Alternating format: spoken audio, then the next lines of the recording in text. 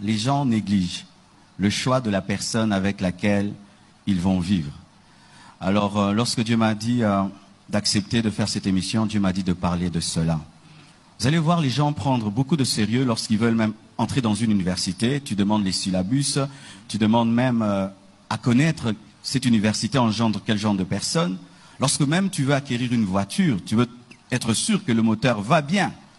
Mais quand il s'agit du mariage, les gens, un lundi, ils rencontrent quelqu'un, samedi, ils l'épousent. Et après, maintenant, dans l'église, il y a beaucoup de divorces. Il y a beaucoup de couples malheureux dans les églises parce que les gens négligent le choix du conjoint. Ben, si tu veux acheter une Mazda, tu vas consulter le concessionnaire Mazda. Et si tu veux épouser un homme, consulte Dieu qui l'a créé. C'est ça le problème. Le problème, c'est que nous voulons épouser les hommes sans contacter le créateur des hommes qui les connaît corps, âme et esprit. C'est pourquoi les gens échouent dans le choix du conjoint. Tu n'es pas expert dans la matière, mais tu ne cherches pas l'expert. Abraham, malgré qu'il était le père de la foi, l'homme le plus spirituel du monde dans ce temps-là, a pris le temps de prier Dieu et il a envoyé un serviteur mature qui a prié avant de choisir Rebecca. Mais aujourd'hui, les gens s'engagent sans prier, sans consulter le concessionnaire. C'est pourquoi ils épousent des voitures en panne qui ont des fuites et des prises d'air. Est-ce que vous dites du coup de foudre aussi, ça existe, non? Un coup de foudre, c'est rencontrer une voiture en cours de route, tu l'aimes pour sa peinture. Mais pasteur, quel est le lien? Ici, on parle d'une personne, on parle de ce choix de conjoint.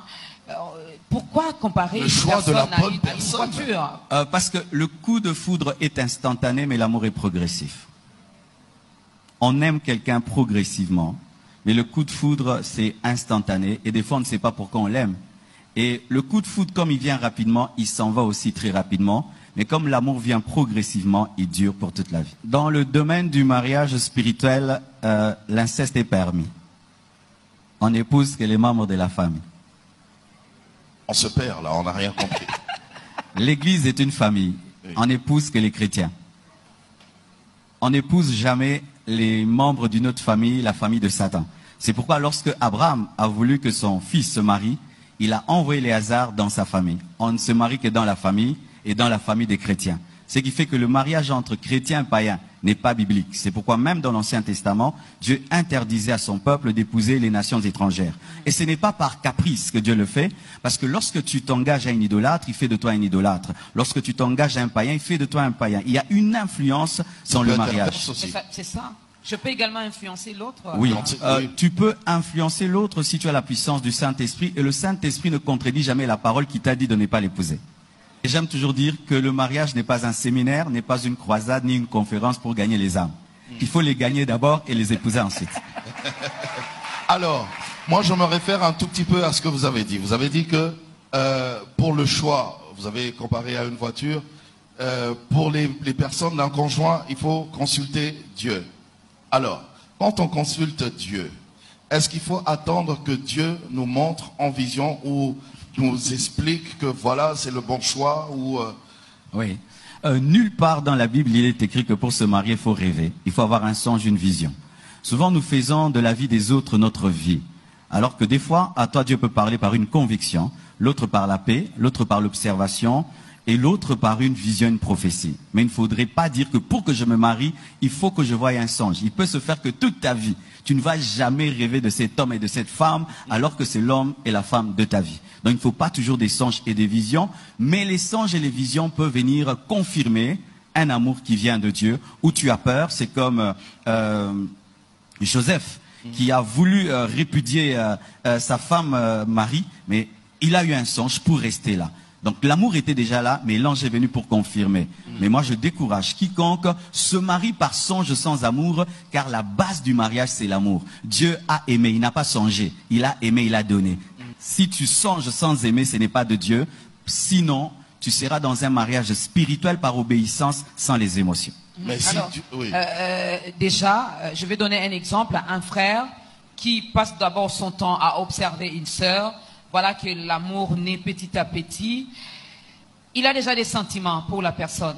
En ce moment-là, vous ne pensez-vous pas que même s'il faut retourner auprès de Dieu pour prier, nos sentiments ne peuvent pas influencer également, Oui. Tu veux connaître la volonté de Dieu, il faut être prêt à recevoir un non et un oui. Prier pour le choix du conjoint, ne voulant qu'entendre un oui, c'est déjà mal. Il faut prier en étant prêt d'arrêter et de continuer. C'est alors que la vraie volonté de Dieu va se révéler. Vous voyez, Balaam, quand il a prié Dieu, pour que Dieu lui dise s'il veut ou pas qu'il aille avec Balak, il avait déjà une position d'aller. Et Dieu l'a laissé aller et il a maudit. Donc si tu veux connaître la volonté de Dieu, n'aie pas une décision. Sois prêt à recevoir un oui et un non. Voilà. Non. Donc ça peut arriver. Ça peut arriver. Non, également c'est une réponse, mais nous les chrétiens de foi, on refuse que Dieu nous réponde négativement. Oui, en tout cas. Alors, on peut continuer, moment d'orgasme, parce que on a vu la sœur Naomi, mais ici, je remarque qu'il y a tout le temps... Conjoint. Oui, bon, on ne peut pas mettre de côté la prophétie parce que c'est un don spirituel, un don vocal qui révèle le plan de Dieu. Mais la prophétie n'est pas la base du mariage. C'est-à-dire que la prophétie doit trouver l'amour et ensuite confirmer cet amour. Mais je déconseille tout chrétien de s'engager par prophétie sans amour parce que le prophète ne viendra pas donner des bisous à cette femme-là et ne viendra pas la supporter lorsqu'elle aura un mauvais caractère. Il faut d'abord qu'il y ait de l'amour et que la prophétie vienne confirmer. Parce que dans le Nouveau Testament, le prophète ne dirige pas l'Église, mais vient confirmer ce que Dieu a déjà dit à l'Église, différemment de l'Ancien Testament. C'est pourquoi quiconque va dans une consultation prophétique pour trouver l'homme de sa vie n'est pas dans le Nouveau Testament, il est dans l'Ancienne Alliance, alors qu'il a déjà le Saint-Esprit qui peut le conduire. Alors lorsqu'il doute, Dieu peut parler à une autre personne pour confirmer ce qui est déjà dans le cœur. Mais si un prophète te dit que tel est l'homme de ta vie, mais tu ne l'aimes pas, ce n'est pas Dieu. C'est le diable qui veut t'amener au divorce. Utiliser « Dieu m'a dit » pour épouser une femme, c'est être lâche. Même si Dieu vous a réellement dit... S'il vous a dit, vous gardez. Le Dieu m'a dit, c'est pour vous, mais quand vous lui parlez, vous dites « je t'aime ». Qui voit un frère, il dit, bon, moi je me vois vraiment ma vie à côté de ses frères, mais le frère ne la regarde même pas. Peut-elle commencer à faire des avances à ses frères? En Europe, tu peux, parce que la culture s'y prête. Mais en Afrique, le frère va te trouver moins sérieux. Mais faites se mettre gentil, souriante, être autour et prier que Dieu lui parle qui parle. Parlons du mariage, mais il y a aussi les fiançailles. À quel moment on peut parler des fiançailles? Ah oui, ça vraiment c'est une bonne question. Parce que dans l'église, très souvent, c'est toujours, c'est ma fiancée. Je vous présente mon fiancé. C'est mon fiancé. En soi, tout fiancé n'est pas fiancé. Ah. Le fiancé est fiancé lorsqu'il est reconnu dans la famille. Tant qu'il n'est pas reconnu dans la famille, c'est un observé. Je l'observe. Parce que aussi, il faut qu'on dise la vérité. Ce n'est pas du jour au lendemain que tu aimes un homme ou une femme, lundi et puis mardi tu présentes à papa et maman. Il faut prendre le temps de l'observer. Mais souvent à l'église, nous n'avons pas le nom à donner à cette période-là. C'est pourquoi les chrétiens appellent ça fiançailles. Mais ce ne sont pas les fiançailles. C'est un temps d'observation. Un temps où c'est quelqu'un que j'observe, que j'aime bien. Et je prie. Et si je suis confirmé, je vais parler au pasteur, je vais parler à ma famille. Et c'est quand les deux familles sont d'accord qu'il y a fiançailles. Lorsqu'ils ont déjà aperçu la dot ou... Non, pas la dot. Lorsqu'ils ils sont d'accord que tu puisses fréquenter leur fille et te reconnaissent comme son fiancé, là c'est bon. Et parce que dans d'autres cultures, il n'y a pas de dot. Pendant cette période d'observation, pasteur, je peux me permettre d'aller chez les frères faire des petits travaux ménagers? Non. Déjà nettoyer parce ses que habits, laver ses habits. Faire la vaisselle, préparer pour faire la lui. vaisselle, préparer Non, pour il ne faut aider pas sa le faire. maman. Il faut pas trop s'impliquer dans les fiançailles parce que ce n'est pas encore le mariage. Là, il y aura des dettes morales. Dans les fiançailles, il faut donner des cadeaux symboliques, des choses vraiment symboliques. Comme ça, Tabo Boyani, il n'y a pas trop de gâchis. Après, pasteur, Attends. chacun a sa notion de symbolique. Hein. Ah oui, Peut-être que symbolique, pour moi, c'est une belle Jeep. Hein. L'argent m'embête. Alors, c'est symbolique. La personne qui reçoit, si elle ne considère pas cela comme symbolique, il faut refuser. Parce qu'il peut se faire qu'après des temps, vous vous rendez compte que ce n'est pas la bonne personne, mais à cause de la dette morale, vous continuez malgré vous et vous mariez par compassion. Je suis pasteur de l'église Compassion, mais j'interdis à quiconque de se marier par compassion parce que vous n'êtes pas la Croix-Rouge. Ceux qui ont les mains, Makassi, comme on dit, eux ils se retrouvent, ils se disent, ah au moins les pasteurs, nous on est épargnés, et ils vont pas donner. Il n'y aura pas des petits cadeaux symboliques. Pourquoi demander trop à un homme si tu n'es pas sûr qu'il sera l'homme de ta vie? Moi je trouve que c'est de l'escroquerie. Waouh! Voilà, j'ai vu, il y a les sœurs qui applaudissent malgré elles. Hein. Donc vous êtes d'accord que vous escroquez souvent les frères. Et mais alors... tu l'observes. Observe aussi son argent. Pourquoi tu l'observes mais pas son argent? Tu dis je t'observe mais tu prends $1000, 2000, 3000. Dans le domaine de l'argent, tu n'es pas observatrice. Mais en ce qui concerne le mariage, tu observes. Je trouve que là, c'est souffler le chaud et le froid et ce n'est pas être sérieux. Mais ça arrive aussi que les sœurs également supportent Pareil certains aussi, frères. ma sœur, arrêtez de doter les hommes qui vont vous épouser parce qu'aujourd'hui les femmes dotent les hommes. Ils te donnent l'argent de la dot pour l'épouser. Il va pas te respecter, surtout en Afrique. Arrêtez de faire trop de cadeaux à un homme. Il risque de croire que tu achètes son amour. Lorsque nous lisons Genèse 24, nous voyons que c'est un père qui a décidé que son fils n'épouse pas n'importe qui et c'est lui qui a pourvu à la dot et à tout. On n'épouse pas des anges, on épouse des humains qui proviennent des familles. Et c'est la famille qui donne la culture et l'éducation. Donc les familles, ça compte. Tu ne peux pas épouser une femme avec l'opposition de ta famille, ni un mari avec l'opposition de ta famille. Nous, à l'église, on ne prend pas la dot. C'est ton père qui doit prendre la dot. Et si ton père n'aime pas cet homme ou ta mère, tout ça, alors voici. Si c'est le plan de Dieu, Dieu finit toujours par convaincre les familles. Mais si jusqu'au bout, vous fixez le mariage le 15, jusqu'au bout, ils sont pas d'accord, il faut arrêter. C'est un signe de Dieu qui ne veut pas. Peut-être au départ, vous n'allez pas comprendre, mais avec le temps, vous comprendrez que dans le nom des parents, c'est caché le nom de Dieu. Dans l'émission, il y a aussi des païens qui nous suivent et ils aimeraient bien connaître comment faire par rapport à ce choix du conjoint. Ah, là, vraiment, je crois que j'ai jamais dit ça. Un animal ne doit pas choisir. Il choisira un autre animal comme lui. Et s'il choisit un humain, il va dévorer l'humain. C'est pourquoi un célibataire inconverti, je lui déconseille de penser au mariage parce qu'il va mal choisir. Il va soit choisir un païen comme lui. Donc un homme animal, ce sera deux animaux qui vont se déchirer. Et certains païens, je vois, ils apprécient les sœurs en Christ ou les frères en Christ disant « je vais me marier là-bas ». Tu vas détruire la vie de ce frère en Christ, de cette sœur en Christ, parce que ce sera le mariage d'un serpent et d'un humain. Abraham a choisi pour son fils, la Bible dit, il était très avancé en âge, et il a pris Éléazar qui était aussi le plus vieux de ses serviteurs. Cela symbolise la maturité spirituelle. Il ne faut jamais s'engager dans le mariage sans maturité. Je donne un exemple. Un enfant, vous mettez devant lui un billet de $1, mettons 10 billets de $1, face à un billet de $100, il va choisir quoi? 10 billets de $1. Les choix qui sont faits sans Dieu sont des choix des enfants ou des choix des animaux. Quiconque n'a pas Christ, il faut d'abord donner ta vie à Jésus, parce que c'est en donnant ta vie à Jésus que la vie commence, parce qu'avant tu existais. Alors imaginez qu'un homme inexistant cherche à faire un choix. Avec qui? Ce qui fait que beaucoup de personnes qui se sont mariées, étant païennes, regrettent les choix. Parce qu'ils se rendent compte que j'ai mal choisi. J'ai choisi seulement sur base de la beauté, sur base des problèmes que j'avais. Il m'a dit oui, il m'avait dragué trop bien. Mais quand on connaît Dieu, c'est alors qu'on a la maturité et l'intelligence de Dieu pour dire c'est telle personne qui convient pour ma destinée. Je déconseille aux païens de se marier. Il faut vous convertir. Ensuite, il faut choisir. Et d'ailleurs, je déconseille même aux bébés spirituels de se marier.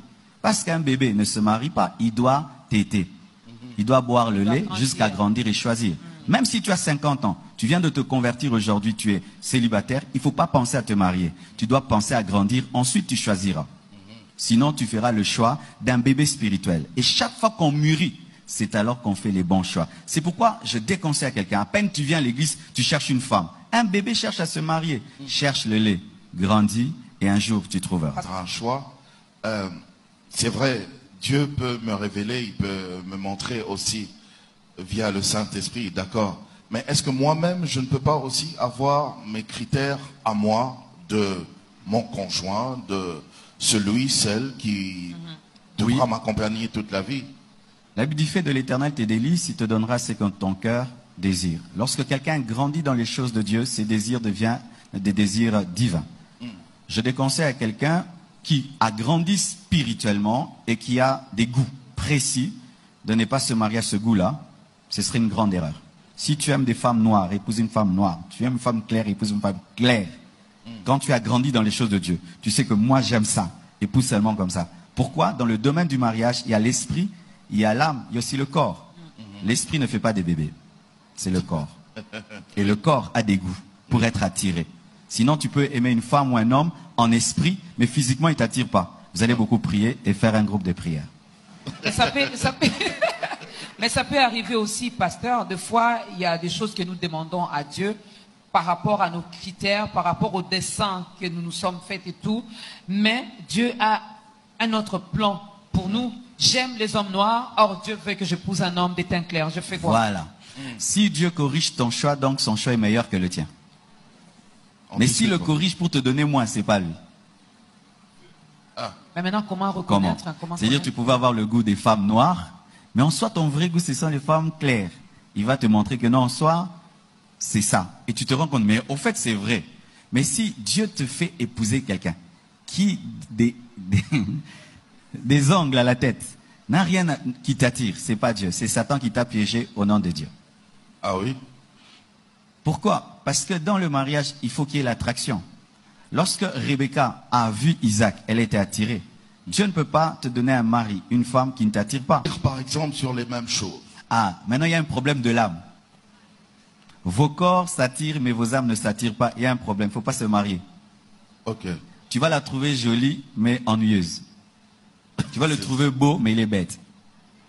Mais est-ce qu'il n'y a pas moyen de l'influencer un peu? Oui, il y a des personnes qu'on transforme, mais il y a des personnes qui restent telles quelles. C'est pourquoi il faut des longues fiançailles. Pas très longues, mais suffisamment des fiançailles pour que tu sois sûr si tu peux le transformer ou pas. Et si tu trouves vraiment qu'il est courbé à vie, il faut laisser tomber. L'estimation sur le temps, la durée de la Bible ne donne pas une estimation, mais avec l'expérience pastorale, 1 année, c'est bon. 1 année des fiançailles. Des fiançailles de 3 semaines, c'est dangereux. 5 ans de fiançailles, 7 ans, voire même non, là c'est 9 mauvais. ans. 5 ans de fiançailles, c'est mal parce que quand le pont est long, il donne des vertiges. Et vous risquez de vous comporter comme des mariés dans les fiançailles. Et souvent, vous allez voir, il n'y a plus de feeling, il n'y a plus d'attirance parce que vous êtes fatigués l'un de l'autre. Il ne faut pas des fiançailles trop courtes. Il n'ose pas le dire. Hein. Jusqu'où peut aller l'observation? C'est ça, il ne faut pas se transformer en gynécologue. Est-ce que je peux même connaître l'autre? Non, non, il ne faut pas se transformer en gynécologue ni en Diego Cao. Il faut que ce soit seulement vous parlez. Vous parlez, vous pouvez faire des bisous, mais pas des longs bisous. Parce que les longs bisous amènent encore à tomber. Et pendant les fiançailles, jusqu'où peut aller ce moment d'observation? Il faudrait pas que ça soit sexuel. Parce que la sexualité n'est réservée qu'aux mariés. Et quand vous avez des longues observations, vous vous livrez à des caresses, c'est comme si vous chauffez un plat, mais vous n'avez pas l'intention de préparer. Vous êtes en train de perdre de l'énergie, l'électricité et d'abîmer la plaque. Vous allez prêcher, ils vont dire Amen. Mais lorsque nous sortons de l'église, nous faisons autre chose. Voici maintenant, maman, Dorcas, ce que je veux dire.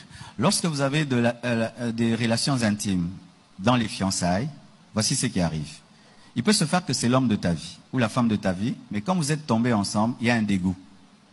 2, le diable qui rôde pour voler les bénédictions peut te voler l'homme de ta vie, la femme de ta vie pendant la sexualité. Du coup, vous vous séparez et vous ne vous mariez pas, alors que votre destinée, c'était de vous marier. Mais comme vous avez péché, le diable est entré. Encore, comme c'est un temps d'observation, lorsqu'il y a intimité, vous perturbez l'observation parce que tu risques de l'épouser, rien que pour le plaisir et oublier son mauvais caractère.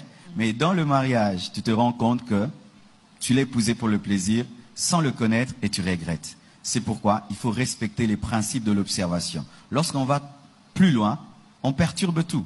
Et aussi quand on vient à l'église, les gens portent des robes blanches et tout le reste, supposant qu'il n'y a rien eu. Et on vous bénit comme s'il n'y a rien eu alors qu'il y a tout eu. Ouais, ça fait un mensonge. C'est un mensonge. D'autres même se marient étant grosses. C'est un mensonge et qui n'attire pas la bénédiction. À la cuisine, par exemple. Mais quand on va se marier, si je remarque que... elle ne s'est pas préparée. Elle ne s'est pas préparée, elle ne sait pas faire la lessive, elle ne sait pas... si vous êtes au niveau de l'observation, il ne faut pas arriver à ce niveau-là. Mais si les familles sont déjà d'accord et qu'il y a eu prédote, il peut se faire que tu l'invites chez vous à la maison, qu'elle prépare. Il peut se faire. Mais nous déconseillons qu'il y ait des habits lavés, des cuisines faites, parce que vous risquez de croire que vous êtes marié et commencer à faire les choses des maris. Ouais. Mais quand même, si vraiment tu es quelqu'un qui aime beaucoup manger, tu dois tester si elle sait préparer. Un jour, tu l'invites chez vous à la maison, ou tu vas chez elle et tu demandes qu'elle prépare. Mais d'autres maintenant font préparer, puis tu manges. Hein. Donc tout ça, il faut de la sincérité. Et lui disent vraiment, est-ce que tu sais faire le foufou? Tu dis, je ne sais pas, on peut l'apprendre. Tu ne vas pas refuser quand même d'épouser quelqu'un pour le foufou. Ah, on peut lui apprendre. Bon, ça arrive surtout avec, ça dépend avec de la les culture. belles mamans. Oui, ça dépend arrive. de culture, mais arriver jusqu'à régner un caractère, un corps qui te plaît, un caractère qui te plaît, rien que pour le foufou, tu peux engager un travailleur qui fait ça, quoi. Mais vous savez, quand vous avez parlé de la sexualité, il y a des frères qui disent que, ben voilà, c'est vrai, on va se marier, mais je dois savoir si ça marche. Ce qui a beau taka. Allez voir un médecin. Oui, en plus. Parce qu'il y en a qui s'unissent, mais qui n'ont pas d'enfants. Mais si tu veux savoir s'il aura des enfants, allez voir un médecin, il y a des tests pour ça. Oui, c'est plus facile. Ouais. Ne soyez pas vous-même médecin. Alors, nous attendons vos questions. Le protocole va nous aider par rapport à ça. Envoyez-nous vos questions. Il n'y a pas de tabou, hein, parce que nous voulons... Mais quand on va se marier, si je remarque que... elle ne s'est pas préparée. Elle ne s'est pas préparée, elle ne sait pas faire la lessive, elle ne sait pas... Ben, si vous êtes au niveau de l'observation, il ne faut pas arriver à ce niveau-là. Mais si les familles sont déjà d'accord, ben, il peut se faire que tu l'invites chez vous à la maison, qu'elle prépare. Il peut se faire. Mais nous déconseillons qu'il y ait des habits lavés, des cuisines faites, parce que vous risquez de croire que vous êtes marié et commencer à faire les choses des maris. Ouais. Mais quand même, si vraiment tu es quelqu'un qui aime beaucoup manger, tu dois tester si elle sait préparer. Un jour, tu l'invites chez vous à la maison, ou tu vas chez elle et tu demandes qu'elle prépare. Mais d'autres maintenant font préparer, puis tu manges. Hein. Donc tout ça, il faut de la sincérité. Et lui disent vraiment, est-ce que tu sais faire le foufou? Tu dis, je ne sais pas, on peut l'apprendre. Tu ne vas pas refuser quand même d'épouser quelqu'un pour le foufou. Il habite chez papa et maman. Il n'a même pas 10 $ à la fin du mois. Ne vous mariez pas. Ne vous mariez pas, vous allez souffrir. Il a déjà l'âge de se marier, non? Tu peux avoir l'âge physique, mais pas avoir l'âge de la poche. La poche aussi doit avoir l'âge. Donc, la capacité de payer une maison, de prendre soin d'une femme, de prendre soin des enfants. Il faut que la poche aussi soit âgée. Minimum, il faut avoir le minimum. Mais dans le domaine du social, lorsqu'il y a le mariage entre un très riche et un très pauvre, c'est facile lorsque c'est l'homme qui est très riche et la femme est très pauvre. Mais dans le sens inverse, il y a beaucoup de couacs, à moins de trouver une famille riche qui est brisée et qui n'est pas orgueilleuse socialement. Si vous réalisez que l'homme a l'intention de se marier dans 5 ans et que vous avez l'intention de vous marier dans 3 ans, est-ce un signe que ce n'est pas l'homme de votre vie, la sœur Naomi? Pourquoi il veut 5 ans? Lorsqu'on aime quelqu'un, on est pressé de l'épouser, à moins que les conditions ne soient pas encore réunies. Mais comme je ne sais pas bien creuser la question, j'ai du mal à répondre. Mais il faudrait que vous soyez harmonisé votre temps. Il ne faut pas que l'un veuille 5 ans, l'autre 3 ans. Il faudrait que ce soit harmonisé parce que vous devez vous mettre d'accord pour marcher ensemble. Bonsoir Maman Dorcas, je me suis engagée avec un frère qui prie aussi. Malgré sa craintivité, il y a des choses qu'il me demande de faire qui sont en dehors de la volonté de Dieu. Alors, je peux continuer ou bien abandonner, mais le cœur est vraiment convaincu qu'il aime. Qu'elle aime. Aidez-moi s'il vous plaît, la sœur Laetitia. C'est un frère de la compassion? Il est où? Frère, vous vous cachez où? Pourquoi vous demandez des choses à la sœur? Si vous aimez le pondou, mais qu'il est avarié, est-ce que vous allez le manger pour autant? Non. Quand quelqu'un est un faux chrétien, ce n'est pas un chrétien. Il n'y a pas de faux chrétiens, il n'y a que des vrais chrétiens. Ce n'est pas un chrétien, il ne faut pas l'épouser. Il est de la compassion. Chrétien périmé. Bon, déjà la sœur Laetitia elle-même ne veut pas se le montrer, donc arrête de poser la question. Si tu es fiancé à un chrétien, mais qui dans les fiançailles te pousse au péché, te réclame le péché, c'est un faux chrétien. Il faut rompre pour raison de sanctification. C'est un faux chrétien, c'est une nourriture avariée qu'il ne faut pas manger. Qui va te donner Sœur la diarrhée. Laetitia, ne mangez pas et nous espérons vraiment, nous croyons vraiment que vous n'avez pas encore mangé. Hein. Donc, parce que quelqu'un qui se révèle déjà comme un pécheur dans les fiançailles le sera dans le mariage. Il montre déjà ses couleurs. Je suis dans une relation amoureuse. Hein. L'homme avec qui je suis est un chrétien, mais nous nous sommes aimés tout en étant païens. Après, nous nous sommes convertis en marchant dans la crainte de Dieu. Nous nous attirons, nous nous aimons, pasteur. Mais nous ne savons pas si nous sommes dans la volonté de Dieu ou pas. Devons-nous continuer ou arrêter? La sœur Louise. Dieu ne fait pas de modification des anciens plans. Il détruit totalement pour reconstruire ce qui est à lui. Lorsque deux personnes se sont aimées étant païennes et qu'elles viennent à Dieu tout en étant fiancées, il faut qu'elles renoncent à ses premiers choix qui étaient le choix des païens et qu'ils puissent présenter ce choix à Dieu. Si Dieu ressuscite le choix, ils se marient. Mais si Dieu le tue pour donner un autre choix, ils se séparent. Ça fait mal, hein, pasteur? Mais c'est ça la Bible, parce que déjà eux-mêmes ne savent pas. Vous voyez, ils ne savent pas. Parce que donc, quand ils étaient païens, ils n'avaient pas écouté l'Esprit de Dieu. Il peut se faire que c'était une personne appelée être ton amie sans être ton mari. Oui, ça peut arriver.